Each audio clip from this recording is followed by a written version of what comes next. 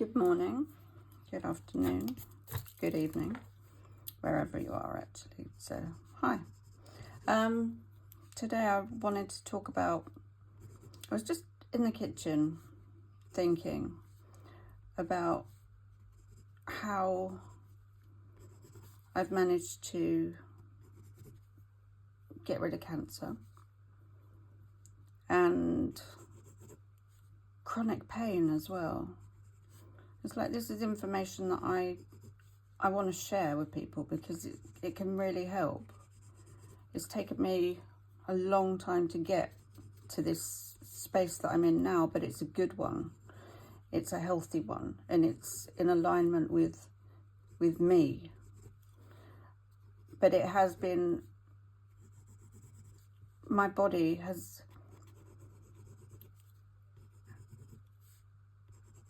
it has guided me through pain and through illness. And it's like I know 100% that my body knows what's right for me. And I've been ignoring those signs for many, many years because we're not taught to look out for them. We're not taught to listen to them. We're taught to pay more attention to our mind, pay more attention to the thinking than we are the feeling. We all know the phrase, you know, that gut feeling. And we all know what that feels like. But we also ignore it largely. And so my body makes me sick if I'm not doing things in alignment. And the older I've got, the more sick my body gets. It's like it's whispering initially. And then it gets to the point where it's just screaming at me. And I'm standing there going, I don't know what to do. I don't know what to do. And so I'm learning to tune into my body. It's like, what? When I get ill, like in October last year, I started getting back pain and chest pain, and it was musculoskeletal, and I knew that, but it was agonizing. It was probably the most pain I've ever been in, and it was consistent. It was like I'd get it, and for a few days I'd be out of action. 24 hours of that few days I would be unable to move. Like if I moved, it felt like I was being torn in half.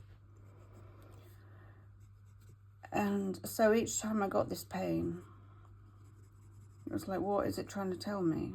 What does this pain stop me doing that I don't want to be doing? And so what it stopped me from doing my physical job at the time. And what it started making me do was to just stop, full stop, you know? I couldn't even watch the telly. I was in so much pain. I just had to be present with my body and the pain. And there's something really meditative about pain. I remember because I gave birth to all my three at home and with no pain relief, because there was something really special about being in that moment, because your body naturally releases painkillers.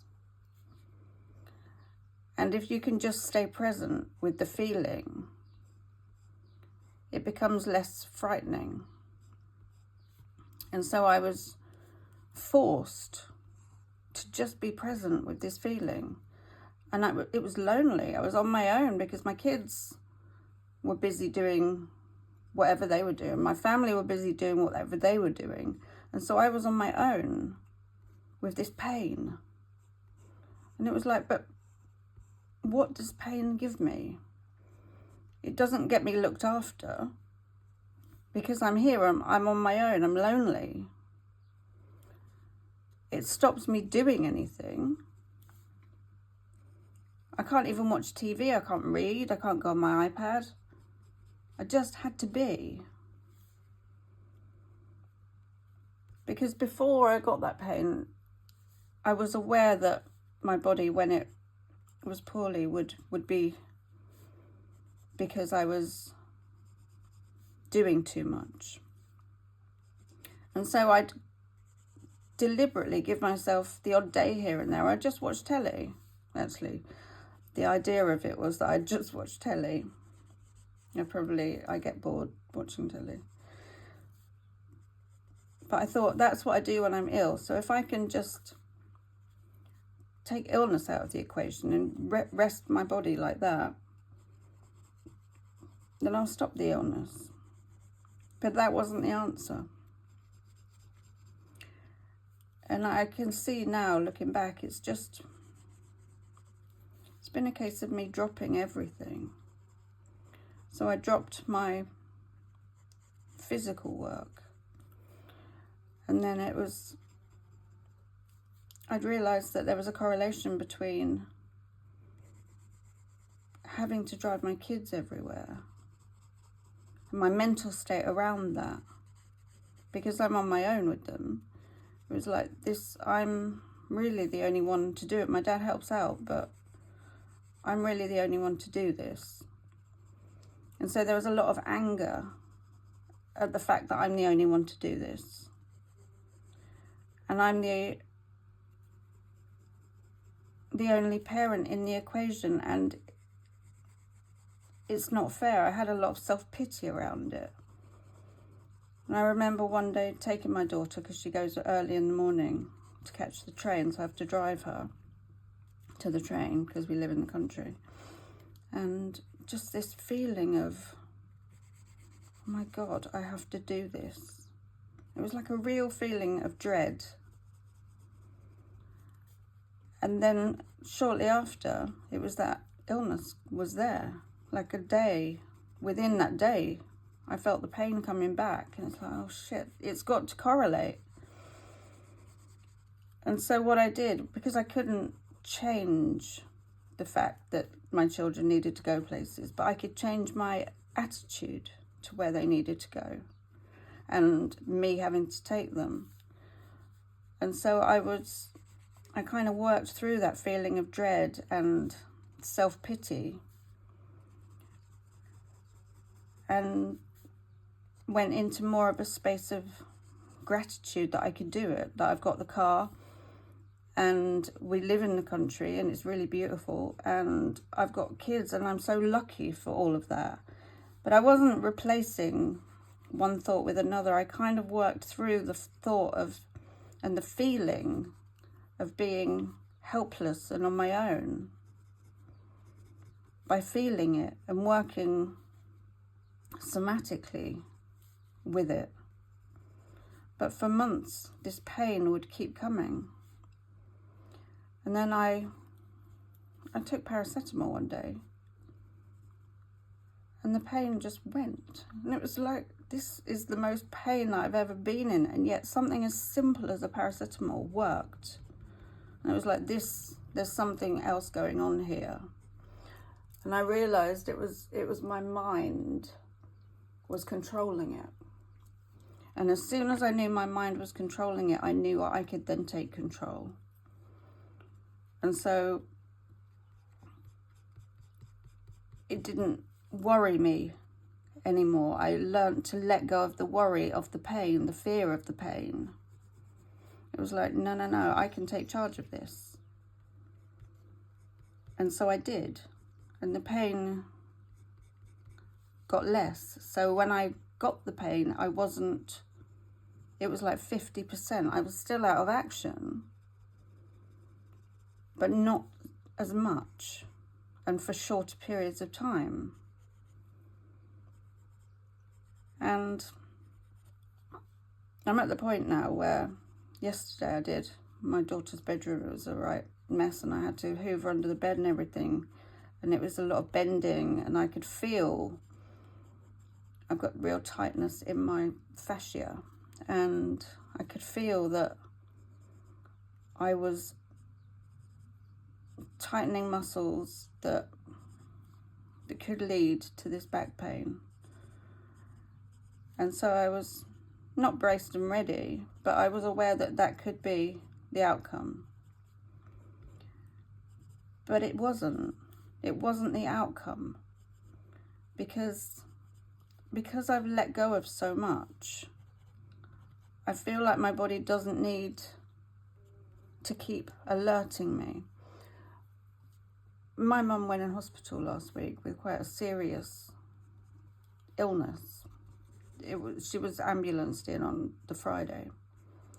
But the Thursday, I had this sense that I was still expecting too much of myself. So basically, when I got the pain, I had to drop everything to the point that I was only left with painting.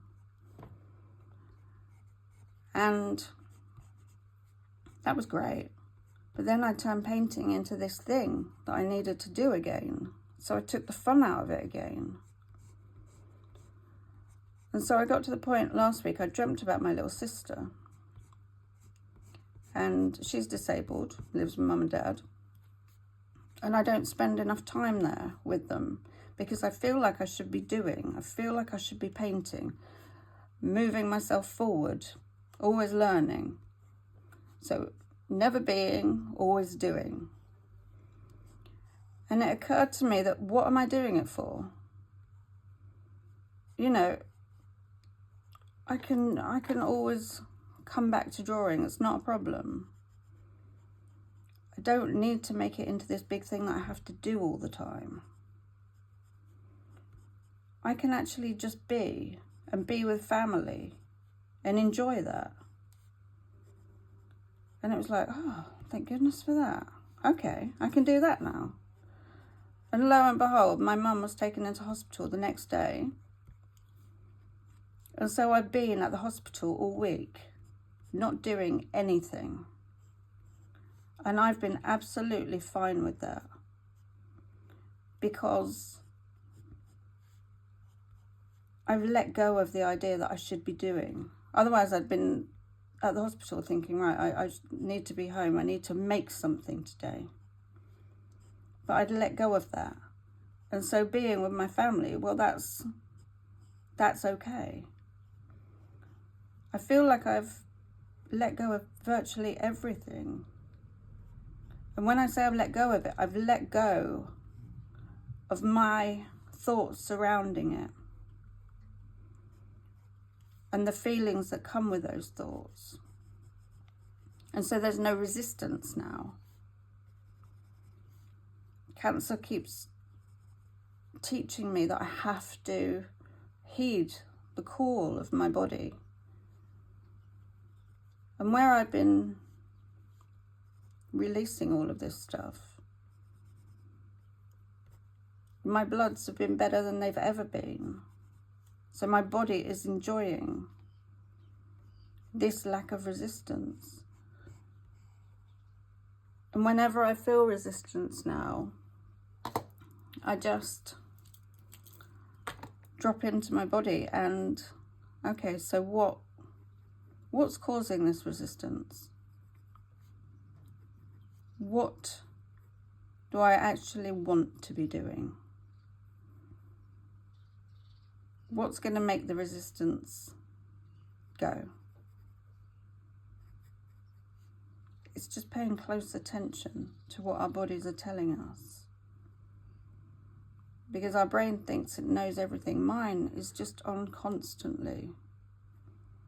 And I've learned now to just send my thinking brain to sit in the garden. I don't have to go. But I send my thinking brain to sit in the garden so I don't have to listen to his bullshit all the time. And I'm so much happier when I don't. Because life just flows when I don't have that annoying voice. And I love my brain, you know, I love its paranoia and its desperation sometimes. I look at it like a little kid. And so I've got great fondness for this little kid. But that little kid doesn't need to rule my life because it doesn't know how to. My body and the feelings, that's where the truth is. Always has been. And beyond the body, you know, what are we? Beyond the mind and the body. It's energy. And so the body creates an energy field. And so for me, it's about giving that a free flow.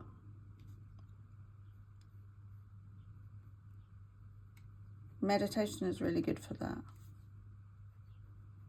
It just takes you out of that thinking mind and puts you into your body, into your mind. I do a lot of body scan stuff because I need to be in my body. I need to pay attention to that.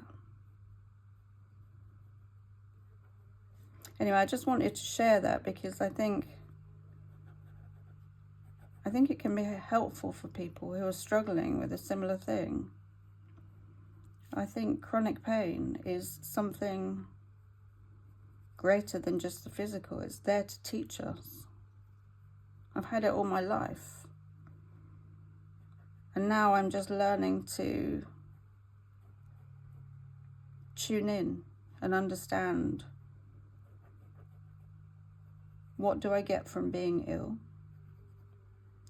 And what does being ill stop me doing?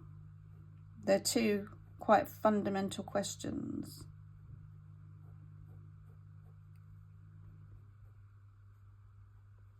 So have a listen when you're next being given that message. Just tune in and see what your body's trying to tell you. And I'd be really interested to know. So leave me a comment and just, yeah, it would be really interesting.